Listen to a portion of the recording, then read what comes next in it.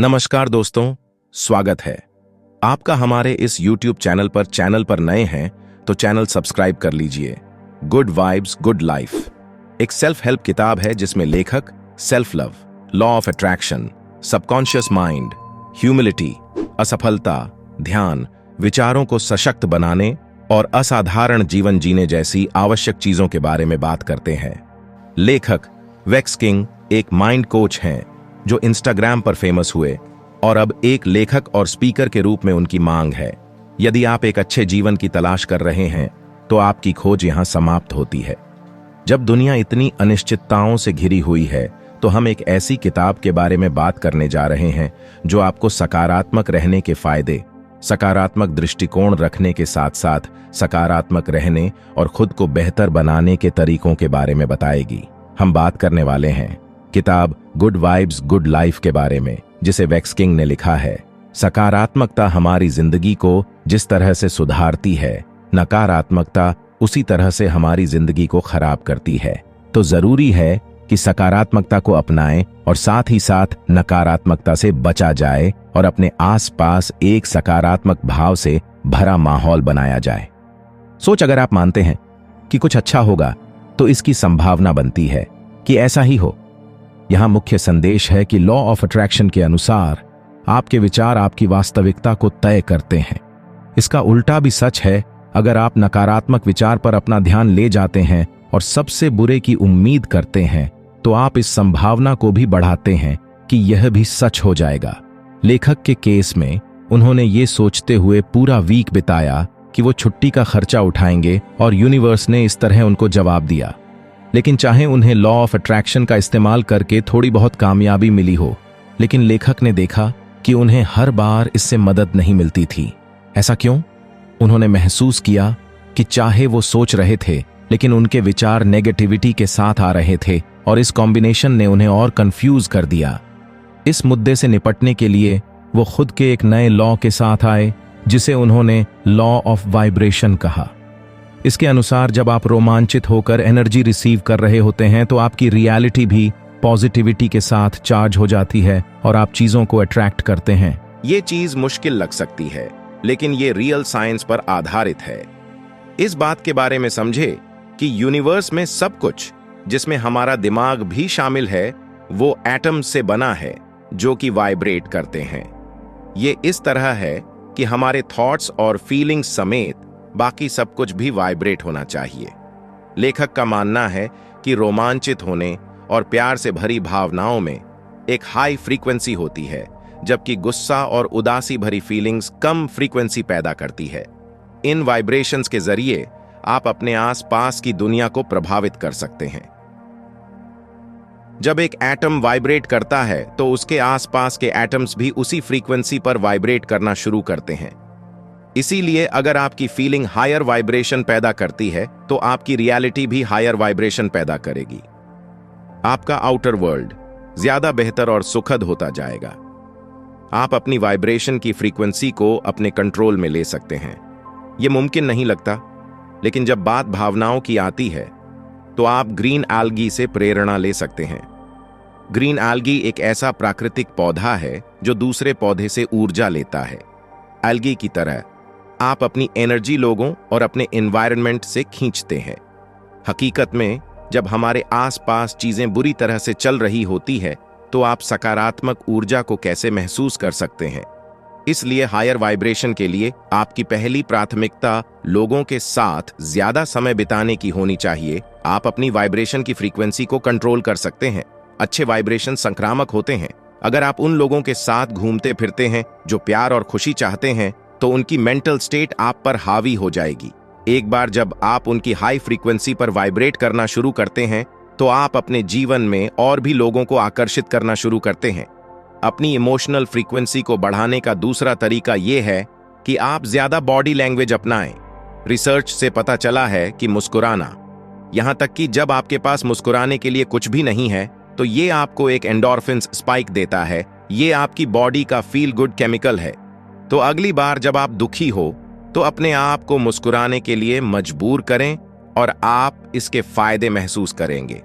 आप एक पोस्चर बना सकते हैं, अपने आप को एक इमोशनल एज दे सकते हैं। सोशल साइकोलॉजिस्ट ने पाया है कि दिन में सिर्फ 2 मिनट के लिए पावरफुल तरीके से खड़े होने या बैठने से टेस्टोस्टेरोन्स में 20% की वृद्धि होती है, एक ऐसा हार्मोन जो कॉन्फिडेंस को बढ़ावा देता है।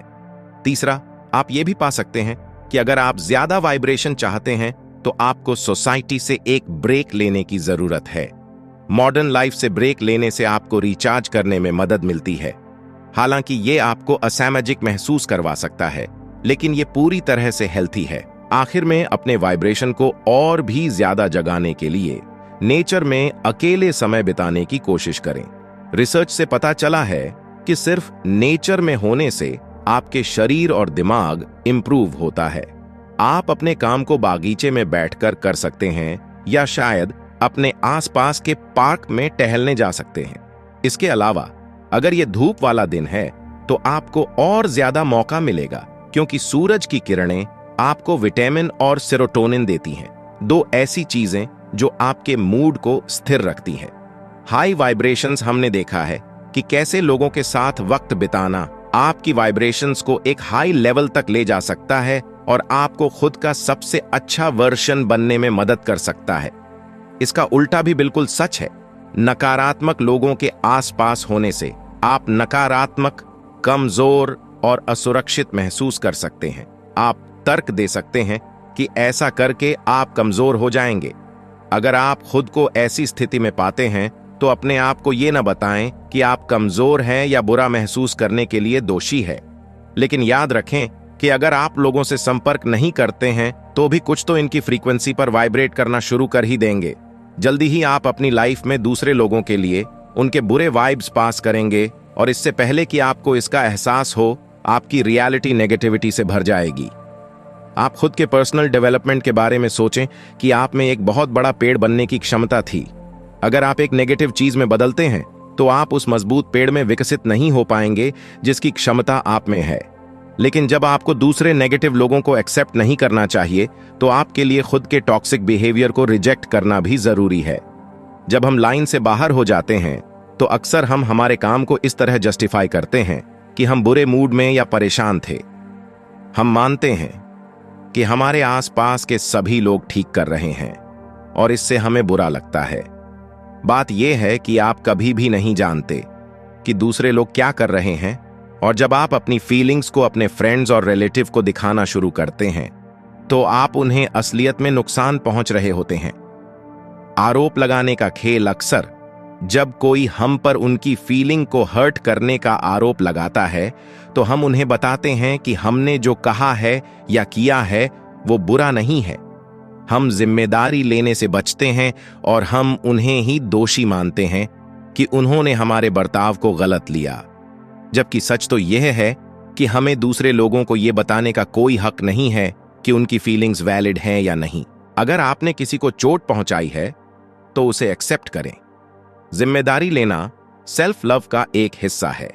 आप खुद को यह मैसेज दे रहे होते हैं कि आप नकारात्मकता से बेहतर है, चाहे वो आपके व्यवहार से हो या आपकी जिंदगी में किसी और की वजह से हो। अगर कोई आपसे कहे कि 5 चीजों की एक लिस्ट बनाएं जिनसे आप प्यार करते हैं, क्या आप खुद को उन 5 चीजों में शामिल करेंगे? अफसोस की बात है, हम में से कोई ऐसा नहीं होगा। ऐसा इसलिए है क्योंकि हमारा समाज सेल्फ लव की कमी फेस करता है। आज की दुनिया में हम अक्सर ऐसे लोगों के साथ वक्त बिताते हैं जिनके बारे में लोगों को लगता है कि हमें समय निकालना चाहिए, चाहे वो हमें पसंद हो या ना हो, चाहे वो हमें सम्मान दें या न दें। लेकिन हम कभी खुद से ये नहीं पूछते हैं कि क्या हम खुद से प्यार करते हैं, खुद की इज्जत करते हैं। ये एक समस्या है क्योंकि सच्ची खुशी और संतुष्टि खुद को बिना शर्त के प्यार करने से आती है, और ये परवाह ना करना कि दूसरे आपके बारे में क्या सोचते हैं या महसूस करते हैं। यहां मेन मैसेज ये है कि अपने आप को सुरक्षित बनाने के लिए प्यार करें। असुरक्षा एक खतरनाक चीज है और ये आपके रिश्तों को भी इंपैक्ट कर सकती है। एक प्रेमी के बारे में सोचें जो चुपके से अपने पार्टनर के मेल्स और मैसेज देखता है। ये ईर्ष्या असुरक्षा से आती है। शायद वो सोचते हैं कि वो उतने भरोसे लायक नहीं रही और इन हरकतों की वजह से उनका रिश्ता खत्म भी होता है। जब तक आप खुद से प्यार नहीं करते हैं तो दूसरे लोग आपके नकारात्मक विचारों का फायदा उठाएंगे और आपका प्यार करना भी मुश्किल हो जाएगा।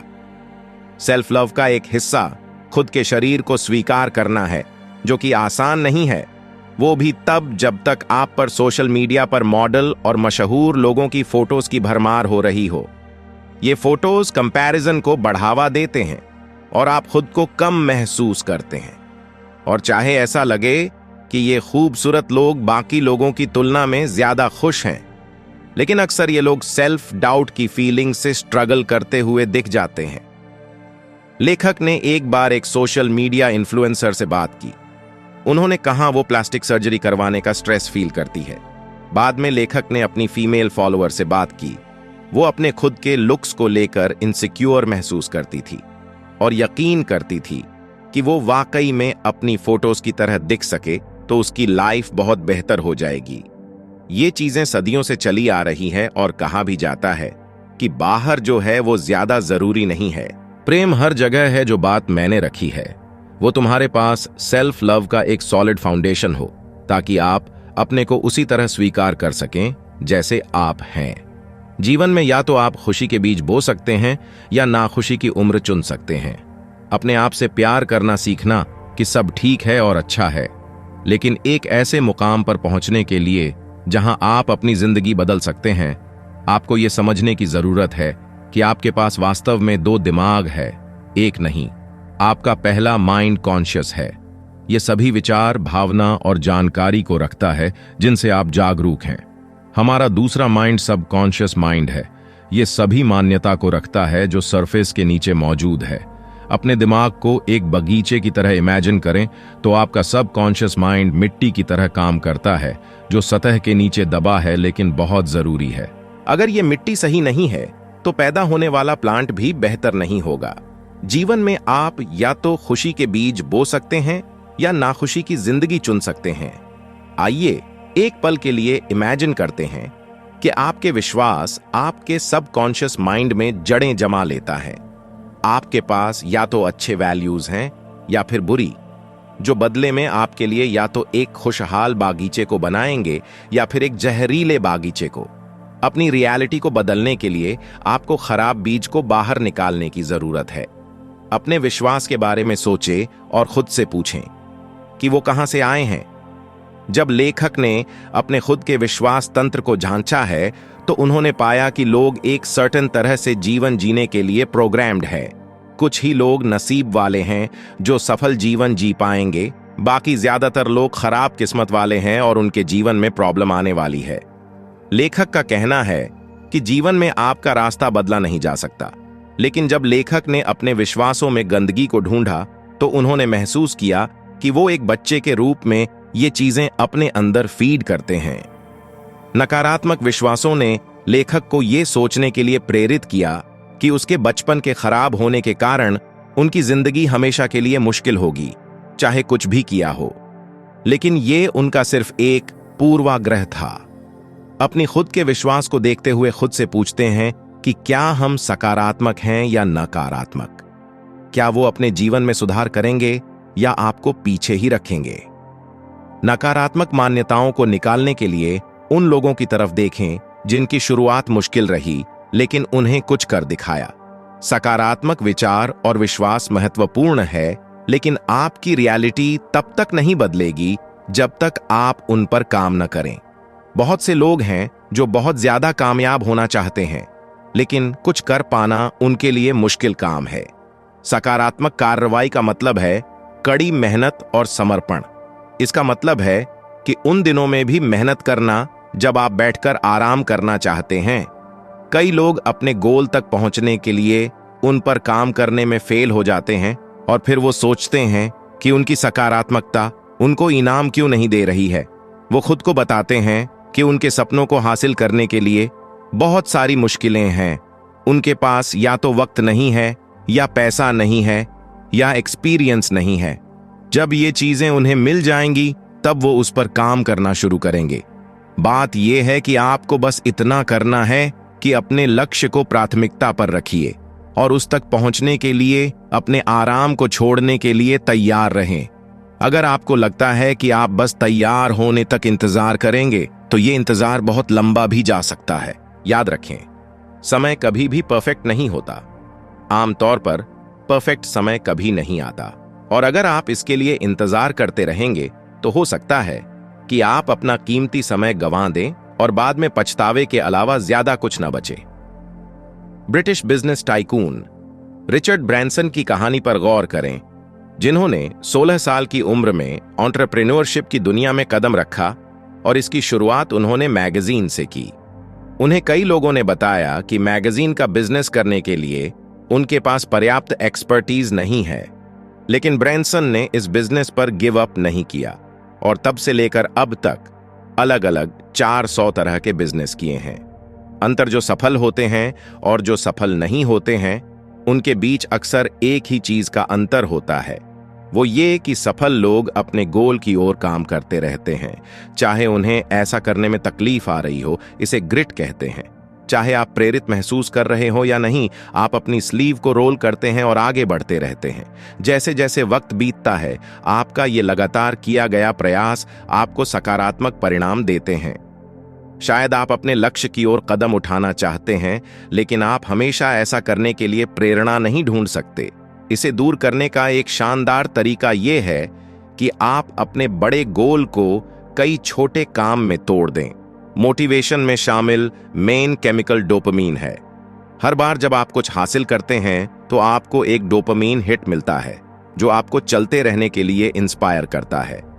अपनी बड़ी महत्वाकांक्षा को छोटे छोटे टुकड़ों में तोड़ लें। जब जब आप उन छोटे गोल तक पहुंचेंगे, तब आपको डोपामाइन हिट मिलेगा और आप लगातार काम करते रहने के लिए प्रेरित रहेंगे। आप ये कंट्रोल नहीं कर सकते हैं कि क्या होता है, लेकिन आप अपने रिएक्शन को कंट्रोल कर सकते हैं। रिचर्ड ब्रैंसन की तरह आप अपने काम को कंट्रोल करने और अपने गोल की तरफ सकारात्मक कदम उठा सकते हैं, लेकिन आप कभी भी अपने पास की दुनिया को पूरी तरह से कंट्रोल नहीं कर सकते। दुर्भाग्य से इसका मतलब यह है कि जीवन में कभी ना कभी हमें खराब एक्सपीरियंसेस मिलेंगे, लेकिन जब बेस्ट चीज होती है तो आप विक्टिम बनने से इनकार करके सेल्फ लव को प्रैक्टिस कर सकते हैं। खुद को एक विक्टिम की तरह न देखें, बल्कि खुद से प्यार करें। अच्छा बुरा सबके साथ होता है, लेकिन अगर आप विक्टिम माइंडसेट में फंस कर रह गए तो आपका सबकॉन्शियस माइंड आपको उसी तरफ ले जाएगा और वहां से वापसी करना बहुत मुश्किल होता है। ऐसा नहीं है कि आपको दुखी नहीं होना चाहिए, लेकिन आपके पास इस बात का ऑप्शन है कि आप किसी स्थिति को किस तरह देखते हैं। और जैसा कि हमने देखा है, आप जो भी चुनते हैं, करते हैं, वो आपकी वाइब्रेशंस को इफेक्ट करता है और एज अ रिजल्ट ये आपकी रियलिटी को भी इम्पैक्ट करेगा। अगर आप खुद को एक विक्टिम के रूप में देखना चुनते हैं तो आप हमेशा लो वाइब्रेट करेंगे। दूसरे शब्दों में, जिंदगी आपको एक विक्टिम की ही तरह रखेगी। दूसरी तरफ अगर आप अपने खराब अनुभव को अपने व्यक्तिगत विकास के अवसर के रूप में देखते हैं तो आप हाई फ्रीक्वेंसी पर वाइब्रेट करेंगे और ज्यादा फ्रीक्वेंसी की एनर्जी को अपनी तरफ आकर्षित करेंगे। आप भविष्य में होने वाली बेहतर चीजों के लिए एक्साइटेड रहेंगे। बुरी चीजें अक्सर दुख देती हैं, लेकिन वो अक्सर आपको मजबूत ही बनाती है। याद रखें, जो भी चीज आपकी जान नहीं लेती वो आपको मजबूत ही बनाती है। खुद से कहें कि अगर कुछ बुरा हो भी रहा है तो मैं इसमें देखना चाहूंगा कि इसमें मेरे लिए क्या सीख है। अगर कुछ समस्याएं आई हैं तो उनसे ये नहीं कहें कि वो आपके जीवन में क्यों आई है, बल्कि उनका स्वागत करें और देखें कि उनसे आप क्या सीख सकते हैं। उन बातों को अपनी डायरी में नोट करें और समय मिलने पर उन्हें पढ़ें। आप अगर एक गलती को दोबारा नहीं करेंगे तो इससे ही आपकी एफिशिएंसी कहीं ज्यादा बढ़ जाएगी। और चाहे चीजें अच्छी हो या बुरी, वो आपको बेहतर ही बनाती है। बस शर्त यह है कि आप उन्हें नकारात्मक ना लेकर सकारात्मक रूप से लें और हर जगह उनसे कुछ सीखने की कोशिश करें।